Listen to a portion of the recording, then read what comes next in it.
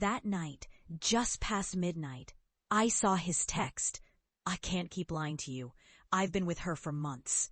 My heart dropped, and the world around me blurred as the weight of betrayal sank into my chest like a leaden stone. I had built my life on a foundation of trust, a marriage that once felt unshakable, a career that thrived under my careful watch. I was 35 years old, and I thought I had everything figured out. I had a successful job as a marketing director, a beautiful home filled with laughter, and a husband who I believed adored me.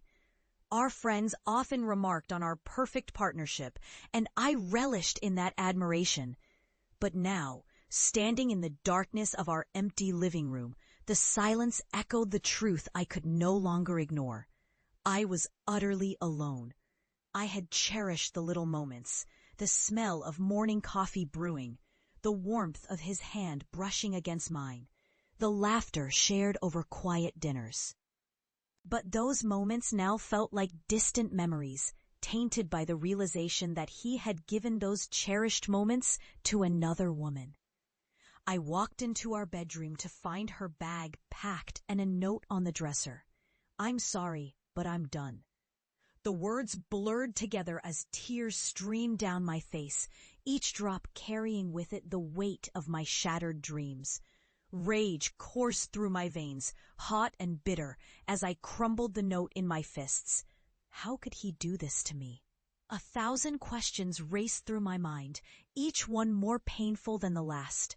I felt as if I had been plunged into icy water, gasping for air, my heart pounding against my ribcage like a trapped bird. I wanted to scream, to lash out, to make him feel the same agony that was tearing me apart.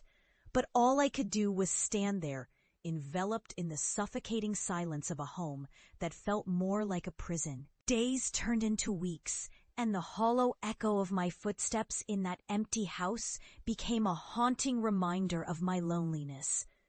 I had become a ghost of my former self, wandering through my days in a daze, consumed by grief and betrayal. I threw myself into work, pouring my energy into projects that no longer held meaning.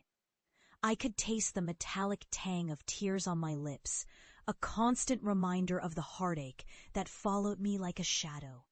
Friends tried to reach out, but I closed myself off, preferring the solace of my solitude to the well-meaning pity in their eyes.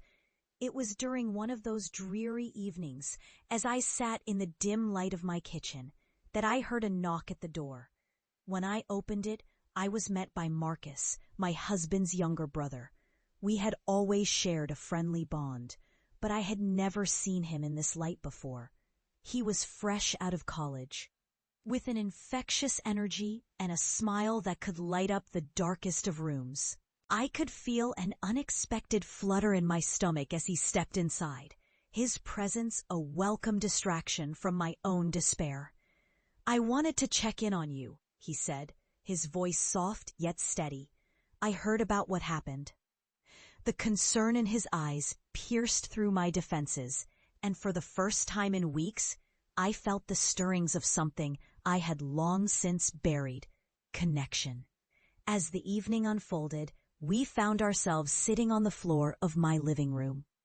Surrounded by the remnants of my shattered life, he listened as I poured out my heart, each confession tinged with the bitterness of betrayal and the longing for solace. He did not shy away from my pain. Instead, he held it gently, as if it were a fragile thing. I could feel the tension in the air between us, a spark that was both electric and forbidden. Our shared laughter mingled with the weight of my grief. And I felt a flicker of, if this confession has you holding your breath, hit like and share, because you will not believe what happens next.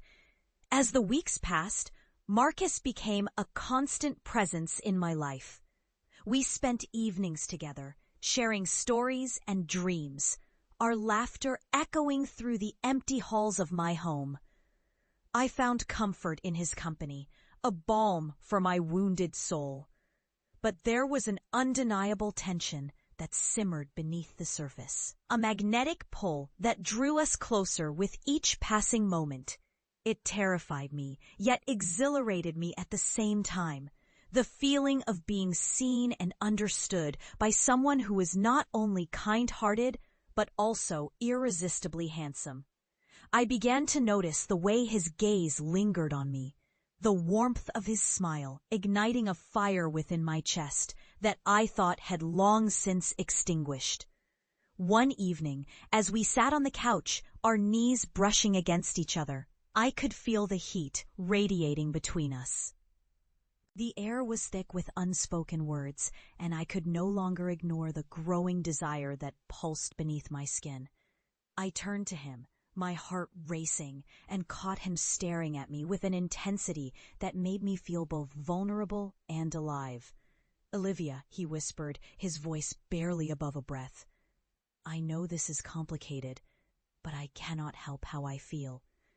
My heart skipped a beat, and in that moment, I realized that the feelings I had been trying to suppress were no longer something I could deny.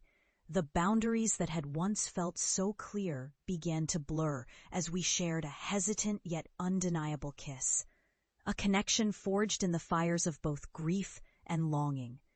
It felt like stepping into the light after years of darkness, a second chance at love that I never expected to find. With Marcus, I felt alive again.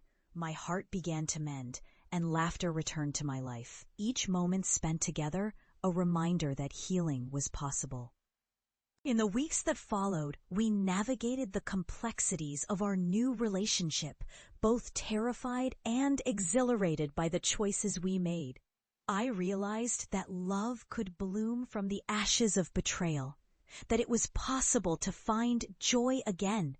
As I stood on the brink of a new beginning, I understood that life was unpredictable, and the heart could lead us to places we never imagined.